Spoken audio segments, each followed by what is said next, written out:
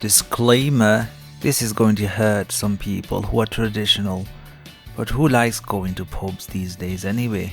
Britain is home to over 47,000 pubs, which is way too many. However, there are several reasons you should never step into one. It's not so healthy.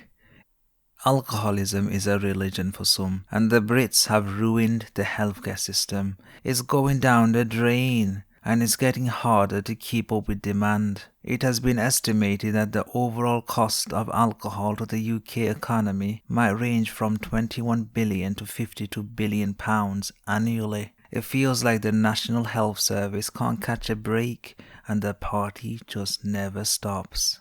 Furthermore, the cost of drinks adds up, and the social pressure and ego to participate in rounds will hurt your wallet, and pubs know that. They don't care if you have to drive home at night or have a family to feed. Their main game is your money, and what do you get for your hard-earned cash? A stinking warm beer served as you sit on a creaky chair.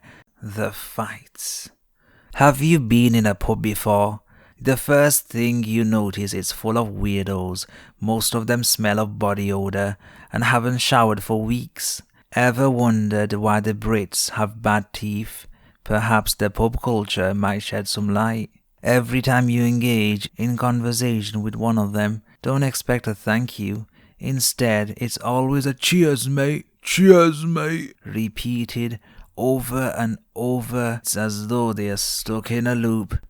The UK pubs are full of hooligans, and they all come from the same tribe, which means they look like your friendly neighbor but conceal their evil intentions. You might be having a relaxed evening, but within seconds, your life could turn upside down when a razor-sharp fist knocks you down straight to heaven. These events are common in pubs up and down the country. The English are known for this kind of trouble, and nobody likes them when they go on holiday to Europe or anywhere else in the world. And it's really unfair for those who have nothing to do with it, but still get blamed for the bad behavior. The culture. Pubs are ugly. It decimates the local areas. I remember the Friday nights, 25 years ago. Loud and crazy, bursting with life. Now, it's dead. The people might be gone, but should I care? Should I really care? Now, at least there's peace at last. Have you seen the state of these pubs? The buildings are horrible. Disgusting. The decor is horrible, looks old-fashioned and dark. It has an eerie atmosphere like you get when you walk down a dodgy alley.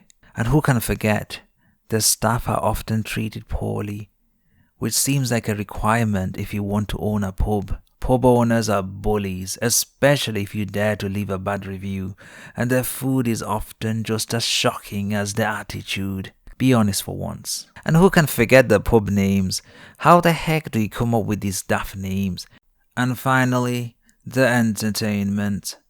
It's always the same old rubbish on the telly at the pub, whether it's cricket, rugby or the footy. The result is predictable. You always lose. It's like winning the lottery. Winning? It's like playing the lottery. You know you're not going to win, but you buy the ticket anyway. Obviously for the good causes. You guilty bastard. It's always a bit of a horror show watching the games happen. And who can forget the karaoke nights? Sure, nobody got famous belting out tunes in pubs. Well, maybe a few have, but they're not exactly chart toppers. I mean, have you heard any? Then there's the odd bingo night, then the never-ending political debates about flipping politics that everyone seems to love. Again and again and again and again. It never gets old. And of course those meetings with the same old crowd that never cease to amaze you. How enlightened you feel each time you see them, drowning in the wisdom and the same old stories. And if you still fancy the pub after all that, well, nobody's gonna stop you, are they? Cheers, mate.